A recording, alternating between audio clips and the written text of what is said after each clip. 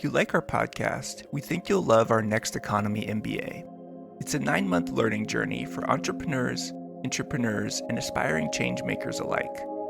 Our MBA gives emerging leaders a new set of blueprints for creating life-serving, regenerative organizations. We explore topics like regenerative finance, cooperative models of ownership, alternative economics, and much more. You'll leave inspired by the stories of leading Next Economy organizations, and you'll be nourished by a community of mission-aligned peers. So we invite you to join our flourishing community of more than 275 alumni and growing. Visit lifteconomy.com/MBA to learn more. That's lifteconomy.com/MBA to learn more. Cohort 8, our newest cohort, starts on March 29th, 2022.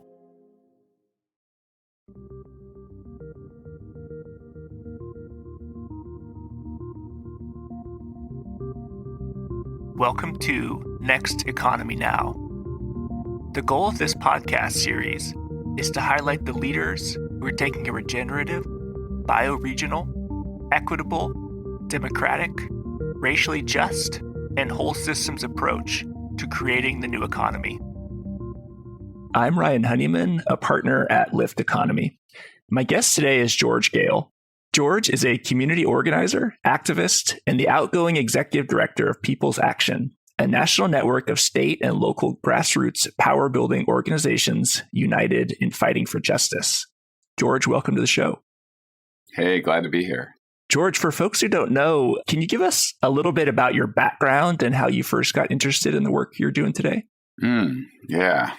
Let's see. So I grew up in southern Indiana. And for folks that don't know, the kind of southern half of the state is probably maybe more Kentucky than kind of rolling flatlands. And at a certain point, kind of later in life, was eating at a soup kitchen. I'd kind of come on hard times and was struggling with a number of things and was eating at a soup kitchen in southern Indiana.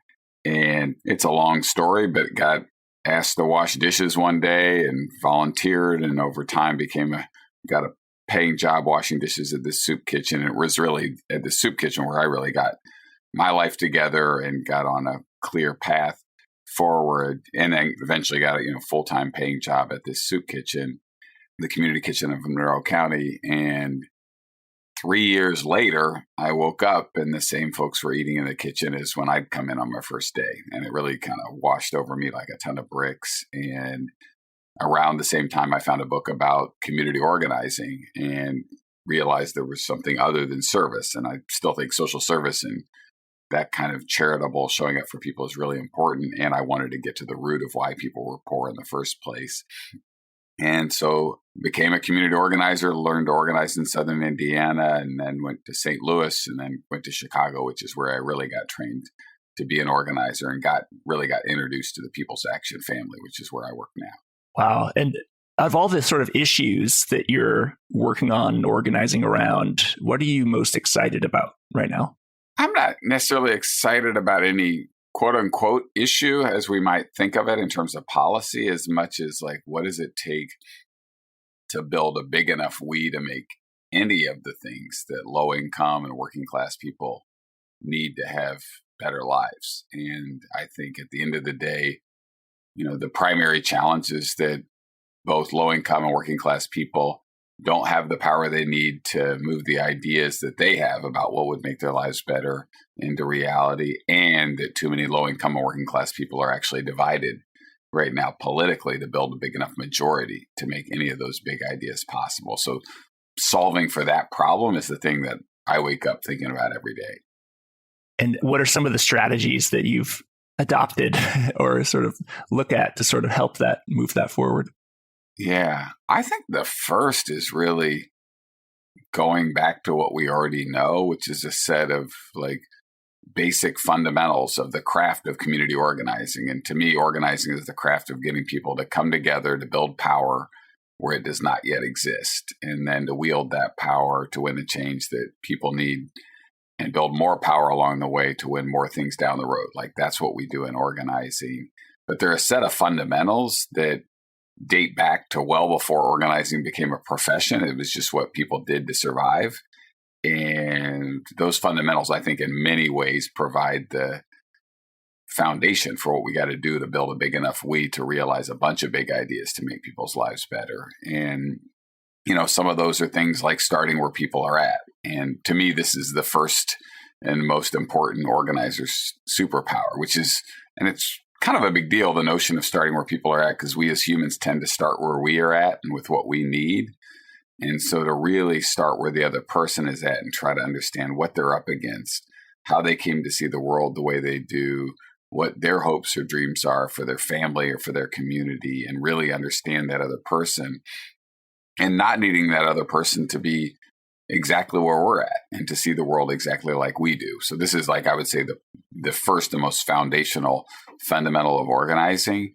So there are 10 of those that we need to get back to that I think could help us build a big enough we to realize some big ideas. And I think that the reason it's still the fundamental number one is because it's maybe the hardest one, right? It's the hardest one, and it's probably harder right now, right? There's not a lot about our culture that kind of rewards or inspires people to start where the other person is at. And I mean, our culture today, but it's very possible. And what's so great about the notion of starting where people are at and the notion of suspending judgment, which I'd love to come back to, is like, this is a place where you can have like incredible personal growth as an individual, and learning to start where the other person is at, to understand the human needs behind whatever the other person is experiencing or feeling, can really transform all the relationships in your life. It just happens to be really powerful for organizing. And so if we're able to go into a conversation with somebody who maybe agrees with us on 2 or 3 things, but not on a couple of other things, and suspend judgment and really be curious, like, how did this person come to see the world the way they do? Like, what experiences did they have growing up? Who taught them things? What culture did they, become an adult in? And then what chemistry even do they have? Like, and really kind of just suspend judgment and be curious about the other person, like, opens up a whole different space where we can start to have conversations around things we don't see eye to eye on and move towards building a bigger we.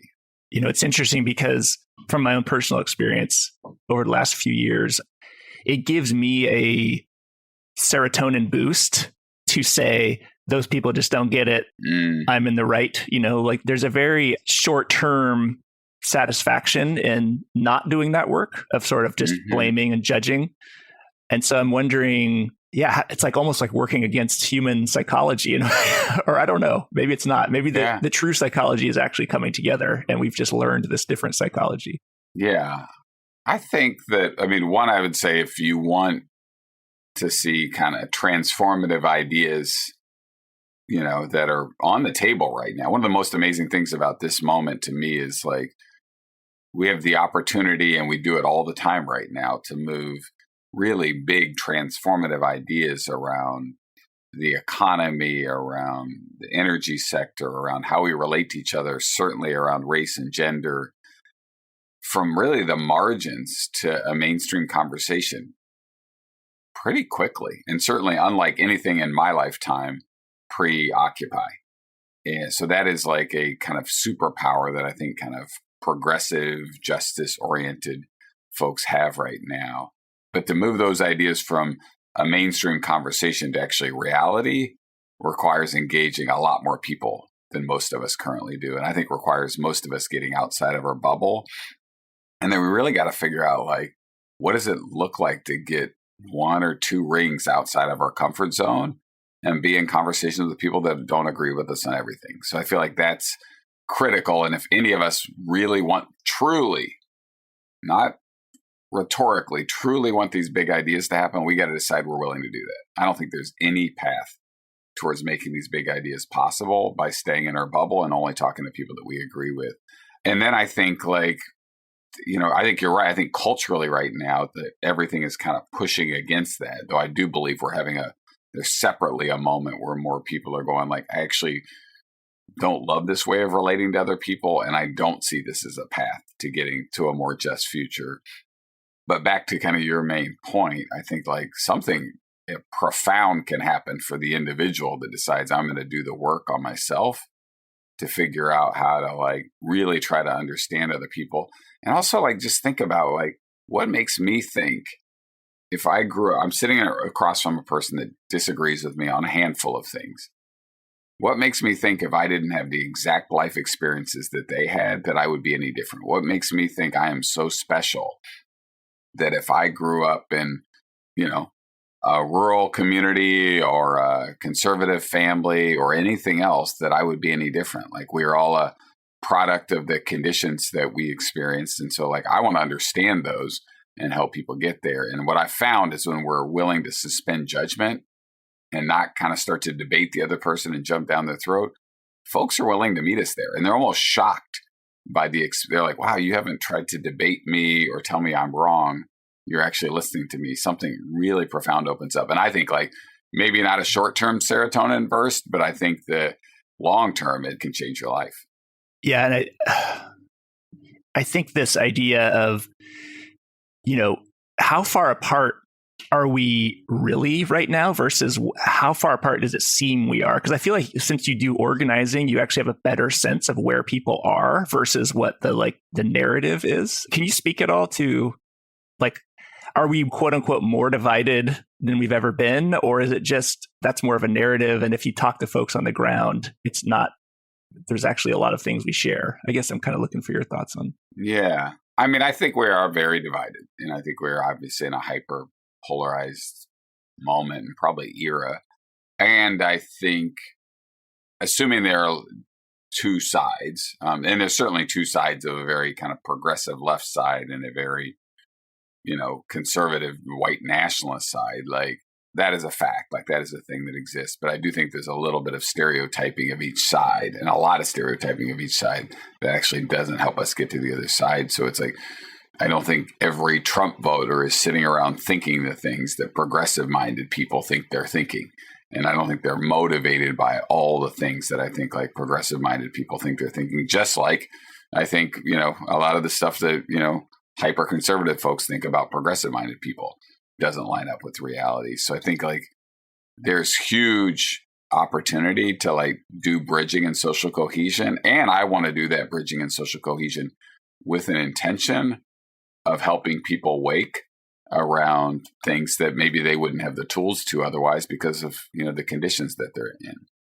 I had another guest on the show, Chris Crass. I'm not sure if you're familiar with him, but he's a white anti-racist organizer.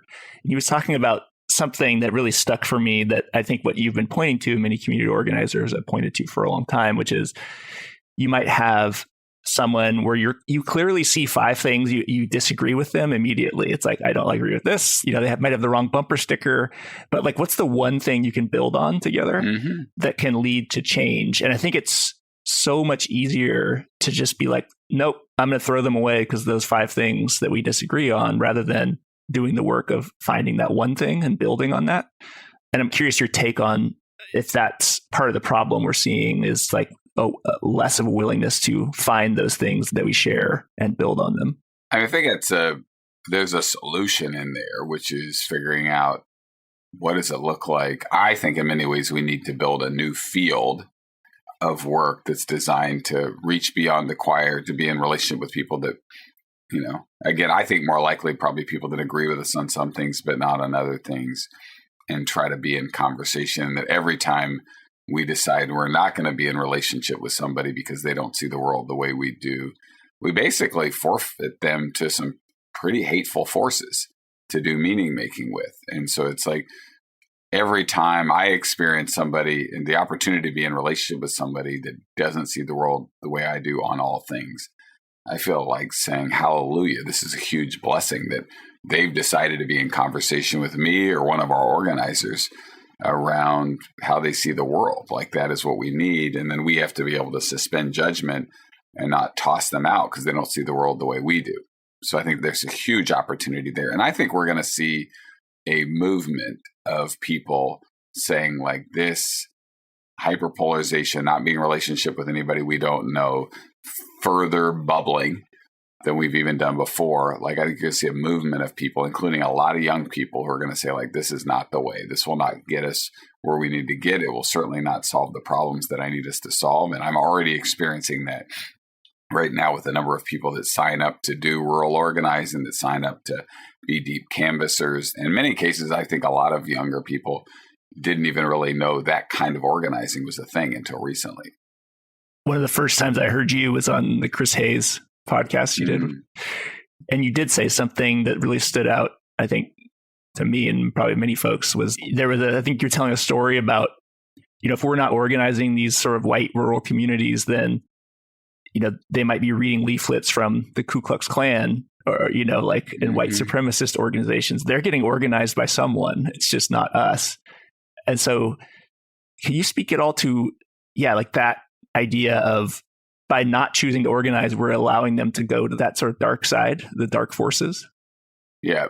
I feel like we've learned the hard way that if we are not present with people to help people make meaning of the changing conditions, like in America and across the world, like every time we're not present to help make that meaning, somebody else is. And we've already retreated from so many parts of the country and have basically forfeit hearts and minds to some very, very hateful forces. And what we've found, and so in 2017, People's Action launched what became the biggest progressive rural organizing program in the country, that if we start where people are at, we listen first, we don't sell, we listen first, we work on the issues that people identify, and we make progress on those issues. Those could be healthcare, it could be addiction, it could be factory farms coming into the community or whatever. Then we're able to build the trust and the credibility to start to have tougher conversations around worldview and meaning making. And so we both, every time we forfeit a county or a state, like we pay for it, and the big ideas that we care about become further out of reach. And we found every time we are present and build something and show up in that way, like beautiful things happen. And I would say in our rural organizing, 2017 and 2018, many people, moved into a kind of multiracial context around solving, very clear problems at the local or state level, and built trust. One stuff, which is really important. We have to work on issues that are actually winnable in the near future to help kind of build credibility in organizing. And then had the foundation to start to have conversations around why we weren't in the room in the first place, what role race played in that, what other areas of division kept us from being together in the first place, but only after we've built that foundation.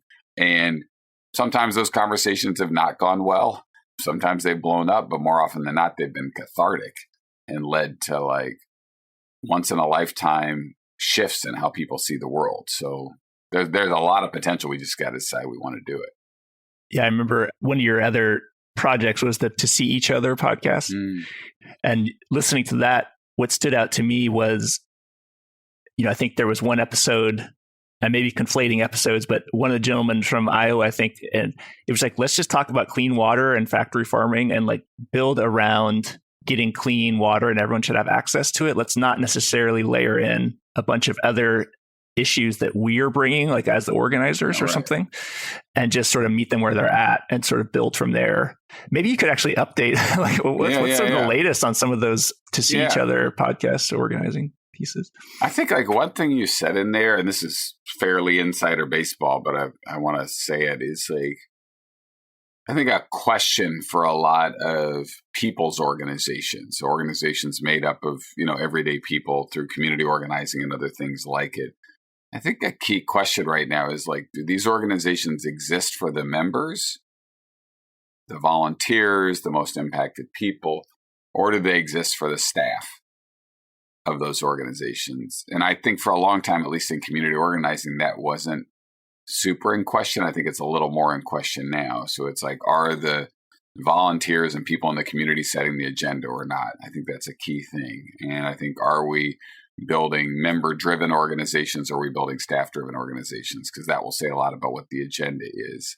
And then just to go back to Iowa, like an amazing thing about the work in Iowa. So, Iowa's a 90% white state, obviously a big farming state, but Iowa Citizens for Community Improvement, which is one of the best rural organizing groups, and they do great urban work too, but in the country, started organizing around factory farms and clean water issues a long time ago.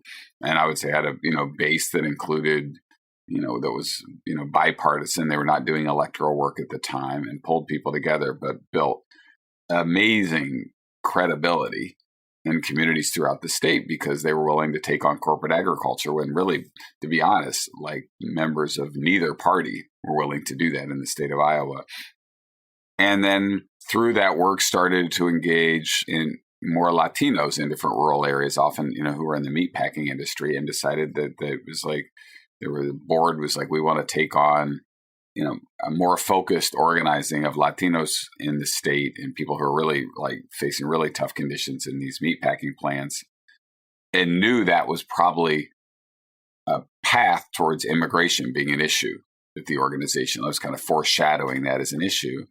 And we're able to have a conversation with their very white, and I would say in many cases, middle-aged rural membership about immigration as an issue. And we're able to retain so many members through that, even though I'm not sure that all of the members, I'm certain all the members didn't have a progressive worldview on immigration, but they were able to engage in that conversation and bring a lot of people along that wouldn't have been there otherwise, if not for the trust they built on working on the clean water and factory farm issues. And so I think there's a lesson in there in many ways, there's a rinse and repeat we need to do in terms of how Iowa CCI did the work, because we definitely don't want to do kind of race blind organizing, which is, I think, one of the weaknesses of community organizing in, much of the 70s, 80s, and 90s. We don't want to return to that, which was an organizing that in many ways is like, let's don't talk about race. Let's talk about the things that unite us. And that provided a vacuum for the opposition to like basically inform how people think about race. So we don't want to go back there, but there's stuff to learn from what Iowa CCI did. How does your work at all intersect with some of the personal journey I've been on? Is about reconnecting with ancestry and part of me that's beyond whiteness. And I'm curious, does that play in at all? Like, do folks that you're working with, like just to learn about how, the places we came from were very traumatizing that we like brought to the US and sort of play out in our current context? Like, how does that sort of just like, identity for white folks beyond whiteness play into any of your work? Yeah, I think that's really, really so important. Don't act like we've figured it out. Right.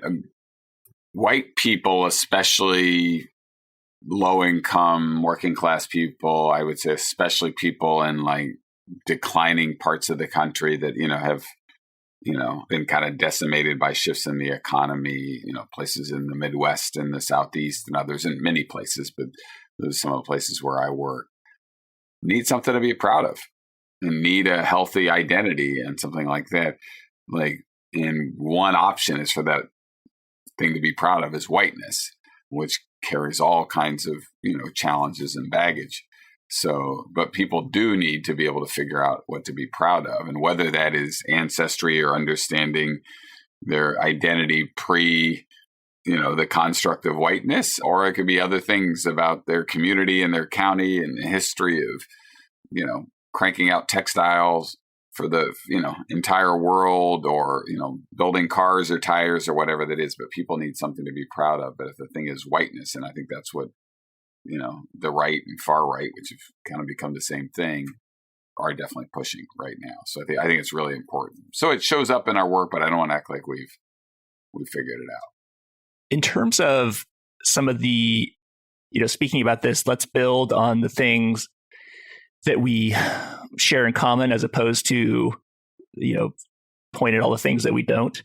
One of my frustrations with, say, the Democratic Party and things like, passing something like Build Back Better or others has just been feeling like it gets so watered down that then it's like, what are we really passing? So there's like less excitement about it. But I guess how do you see some of the legislation and like just the sort of drawn out process to get things passed? How do you see that with this idea of like the ideal of what we have as sort of progressive folks for like what would be great and then what's like actually coming through the Senate or the House?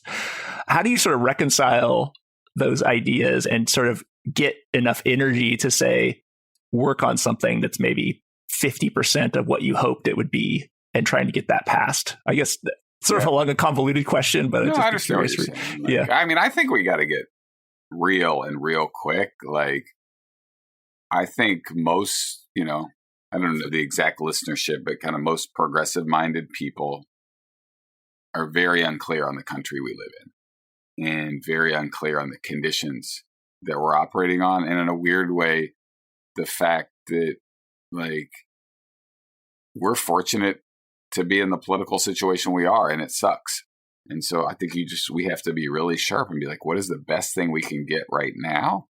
And we can sit around and beat our chest and say we want more and all that stuff. But it's like, I think we're not really clear on the politics in the country that we're operating in. I don't love that. I'm not happy about it, but I think it's kind of silly. So I think like a core concept moving forward is like face the brutal facts of the conditions that we're operating in so we can figure out how to overcome them. I'll say this, I don't see how we get to the other side and make some of these really big ideas that where we felt like we were winning 100% versus cutting a deal and winning 50% become possible if first we don't really understand the conditions that we're operating in, really understand America, and then figure out what shifts we have to make to be able to build a big enough sustainable majority to move both ideas into reality and then to protect them. Like that is the project in front of us. And the sooner we can get real with ourselves, the sooner we can be operating from really good strategy. There's also this idea of, let's say we're getting redistricted and now we have more rural white folks that traditionally vote in a certain way in a district, and we feel like we're going to lose those districts. I don't hear many folks saying, okay, now we're going to go organize in those communities and bring the message of solidarity. There's more like hand wringing and fretting about like we're getting redistricted out of our ability to do anything, as opposed to like, okay, let's go work in these communities. Like it's not like, it's sort of that same thing you were talking about earlier. It's just who are the people we're missing that we're casting aside. And I think some of that organizing leads to building the power still in the movement building work. I think that's right. And I think it's important to think about like this topic can get like misunderstood to be like, let's go get the rural white people. And not to mean that isn't, I think we need to contest for hearts and minds, both for political reasons, but also for moral reasons, way beyond what the progressive sector does right now. But the left or progressive sector in America doesn't make sense to most people right now. There might be some of our agenda that's very popular, but I think I would encourage like every listener to ask themselves, like, how am I going to get a little further outside of the bubble? And how can I really go understand the country I live in? Not the country I wish we lived in, not the neighborhood I live in, but really try to understand it and then develop strategy from there. And I don't say that to mean get to know our country better and then accept it and go like, well, I guess we just got to accept this, but like build strategy from like a clear understanding of what we're dealing with. That would be I really think we all have to like, especially after COVID, get in our cars, hit the road, go talk to people we don't see eye to eye with, and then see what emerges from that. So at the top, we mentioned your outgoing executive director. What's the next? What are you thinking about? Are you going to just take a year to just lay on the couch and chill out, or are you watch reruns? Reruns. I'm going to do a couple things. One, I actually am planning my own Beyond the Bubble road trip where I'm, going to hit different regions of the country with like kind of one criteria is to meet with people that aren't progressive. They could be liberal, they could be moderate, they could be conservative, but I'm going to hit different. I've already started with some trips to Indiana, into West Virginia and Kentucky. So then I'm just doing that for me. I feel like, especially after, 2 years of the pandemic, do not feel in tune in the way that I want to. So that's going to happen, but that's just something I just need to do. And then I want to help people build and incubate a broad set of projects that reach a bigger we and move beyond the choir, start where people are at, but also move people along a waking process. I think like we are some of what we talked about is negative today, but it's like on the profound and amazing side, like we are becoming an America that is more fully reckoned with the contradictions between our founding words and the stories we were told growing up and the actual truth in a way that is like unlike anything, certainly in my lifetime. It blows me away. And we should be celebrating the hell out of that. And of course, there's going to be a backlash. So I want to help. But I think to get to the other side of this becoming America phase that we're in, we've got to figure out how to build a whole new set of ways of engaging people that bring more people into that project. Because I think for us to become America that's reckoned with our contradictions and repaired the harms, we need majorities. This can't be a project that only some of us are in. We need majorities.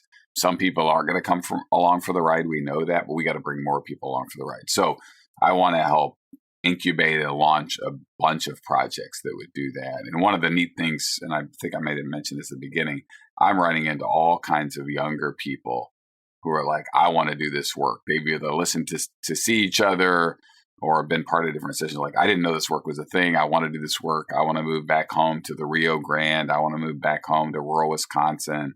I want to work in, go back home to the Delta in the South and do this kind of work. So we'll figure out the details, but that's something I want to do next. And what do you need right now? And how can people help you grow this next economy or this next phase or however we want to call it? I hadn't thought about that. People that want to do this work, and are like curious or like want to figure out, like, actually, I want to do that, or I want to figure out how to be in a relationship with people beyond what I usually am. Like, I want to be in conversation with those folks. I would say that's one of the main things. But I would probably be a lot clearer after my road trip. But I'm sure I need way more than that. But that people to come along for the ride, I would say, is the most important thing. Yeah.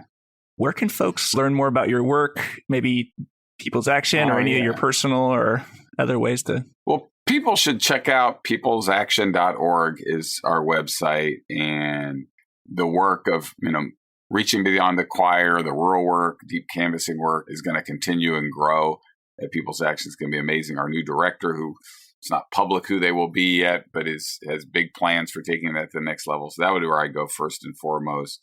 I've got accidentally became a serial podcaster. So I have this podcast, To See Each Other, that is a kind of radio documentary that tracks some rural organizing work in the, kind of pre-2020. And then another one called The Next Move, where I'm interviewing elder organizers, largely, not exclusively, about the craft and the fundamentals of organizing. And last, I'll stop rambling here, I got a Substack thing called The Fundamentals of Organizing, where I'm just kind of helping try to revive some of the fundamentals of the craft. Awesome. Yeah, and I've listened to See Each Other and a couple of the your other podcasts, I think with Alicia Garza. You did one with Yeah, that was great. Good. So, yeah, that season 2 is really the season to go to, because it's some amazing, and some organizers. Alicia Garza, most of us have heard of, but there's some organizers that are 70 years old, been in the trenches for 50 years, and nobody's ever heard of, but are like amazing, brilliant people. Okay.